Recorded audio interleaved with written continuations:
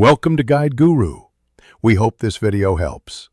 You start by confirming your device supports third-party or system color widgets. This matters for customization options. Once ready, long press the home screen, tap Widgets, and locate the color widget you want. This places it in active mode.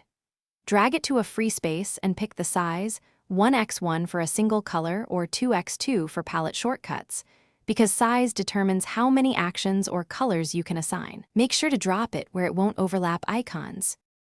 Once the widget is placed, tap it to open the configuration editor so you can set the color and behavior. This is where control happens. Use a hex code for precise color, sliders for fine-tuning, or the palette for quick choice. Pick opacity if you need translucency. Then assign actions to tap and long press. Open an app, toggle Wi-Fi, or run a shortcut, because linking behavior makes the widget useful. Save your presets for repeated use across screens.